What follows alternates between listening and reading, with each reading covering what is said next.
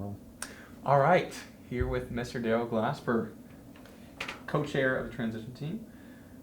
So, just a couple of these names. Obviously, one of the big ones, chief of staff, governor's chief of staff.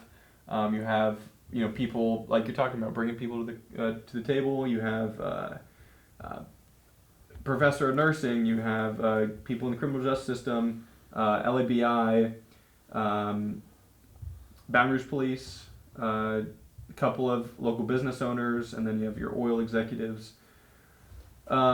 Keep Tiger Town Beautiful, Eddie Risponi, who's been in the community for a long time, fire chief, and then you have some more public school people. How did you dial in on these names? Well, and what does this? All these people from all these different places. What does this mean? What does the table mean itself? Well, the names that you call signify the coming together of the community. That's number one. You have two co-chairs of the transition team. You have Senator Rick Edmonds. You have Darrell Glasper. And we accumulated a number of names, and we put them there, and we presented them forward, and we have a makeup of the total community. What we have to do going forward is this will be the first time in 20 years that we are now all working together, going in the same direction. We have to have a mindset. And that mindset is not about the white community, the black community, or the rich community, the poor community. It's about one community. It's about a community that have a lot of problems, that have a lot of potential, and then now have a lot of brain trust, even from the governor's office. I don't know of any transition in the past that ever had someone to serve from the governor's office. We are over the moon with the type and the people that's there and the quality of the mindset that they have. So you talked about a few times bringing the community together. It's been quite a political divide, including a race divide.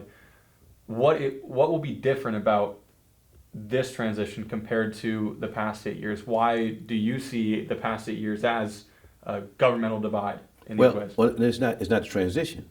It is the people who have the power. See, it's the power of the office. When you have the mindset that you can do the things that has been done over the last 19 years, and you have a decline in the inner city, then the mindset has to change. Coach Sid Edwards reminds me a lot about Dale Brown.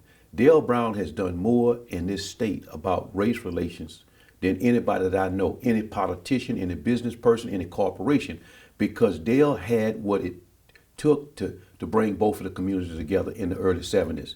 That was a difficult time.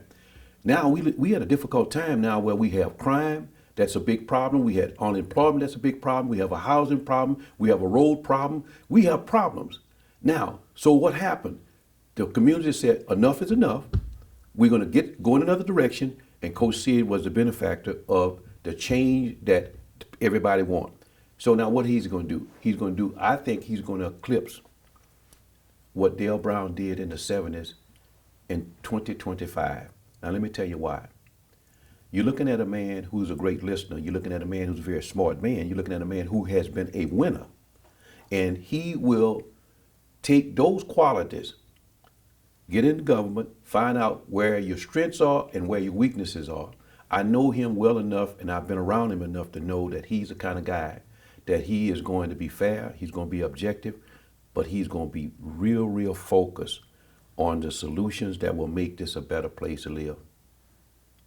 So what is the role of the transition team? You said yourself you have 15 days. What do you do in those 15 days? Well, the role of the transition team is to come up and with great ideas and listen to everybody. That's why you have a cross section of the community. You got the business community. You have just average people who are workers in the community. You have doctors in the community. And you have business people. They're going to come up with some ideas, make some recommendations to a great listener, and hopefully we can implement some of those recommendations. But let me tell you, the most difficult part of this whole thing is that the things that he has to do and the changes that he has to make is going to make some people uncomfortable. And if they're the right things to do, they're going to have to be very uncomfortable. You know why? Because it's only going to be the things that change this community for the good, for all of the communities, that's going to make this whole thing work. I can say I feel so good about the atmosphere that's going around in this town that in 4 years, we'll be one of the best places in America to live. You watch what I tell you. So what does that mean exactly? Why would some Well, people feel you're going to have comfortable? less crime. You're going to have better housing. You're going to have better job opportunities. You're going to have better corporations that want to come here. They're already talking about coming here. You're going to have a better relationship between the races in our community. One is not going to be afraid to go into the other one. That's my dream. That's why I work so hard. You're looking at a guy that has nothing to gain. What do I have to gain? And that's why I'm so excited about where we're going in the future and who's leading it. He's been a leader, man. We didn't need politicians. We have enough of them. We need a leader. So I'm curious, why would that make some people uncomfortable? What do you mean by that? Well, no, the changes will make them uncomfortable. The changes in how business was done in the past to how it's going to be done in the future. That's what makes them uncomfortable. When you at the political trough for 19 years and you exclude everybody else, what happens? Then when you get ready to take them from the trough, that's difficult. It's a different day, man. And who are those people? You've talked about these outside interest groups All that you have have to their hands. go pull the list, city, parish, government, see where all the contracts are going. It's very easy. I don't need to call names. You have it. So that in itself, the budget just was approved. A lot of that money is already in the choffers. How do you come into this transition and change things that are kind of already set in motion? That's where you have your professionals. That's why you have the business people. You have some of the smartest people in Baton Rouge. They run big corporations. So now they understand what you're facing. You're facing a $40 to $50 million hole in your budget. Okay? So they have to come up with ways, how are we going to massage the budget? How are we, and Coach Sid always talk about zero budgeting. I mean, he's going to take it back down to the bare bones and said, okay, good, this is what I have to work with. Fellas, ladies and gentlemen, give me some ideas that would help me to manage this government. And by the way, I'm going to say this to you, every politician, when he's elected to a high office, he's not an expert at it. He's going to have a learning curve. And that learning curve with this coach is going to be very short. It's going to be very short.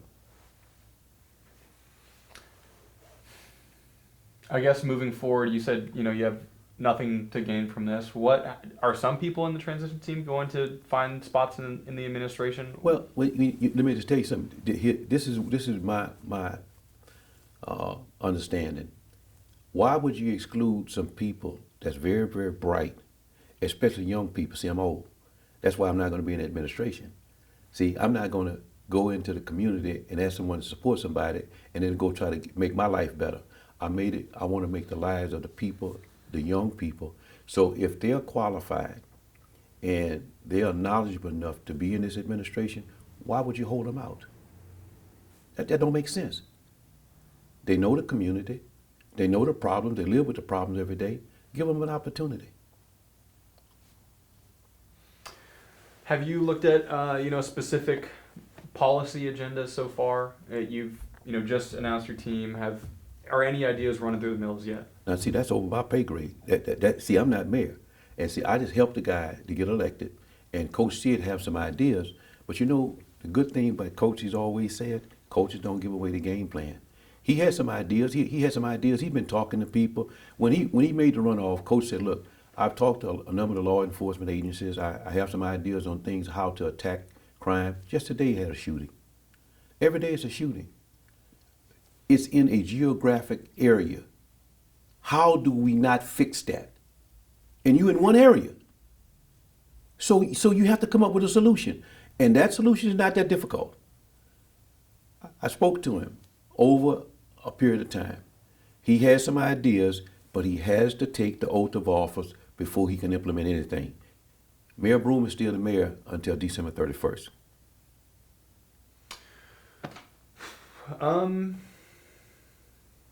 That's pretty much all the question. Anything else you want people to know about this? I mean, I just want them to know that Baton Rouge, Louisiana, the capital of Louisiana, is about to be, it's about to be a change.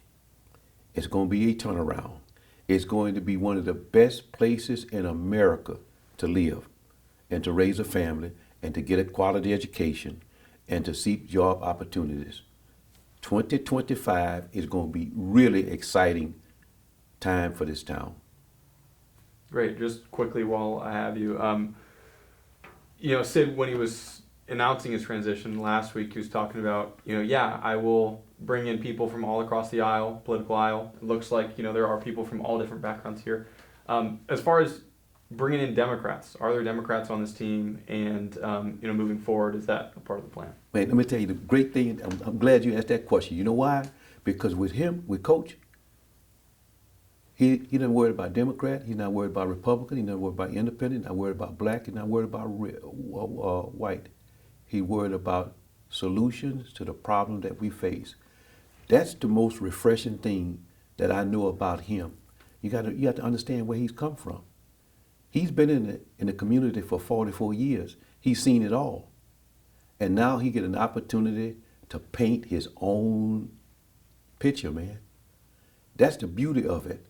He has seen both sides of the ledger.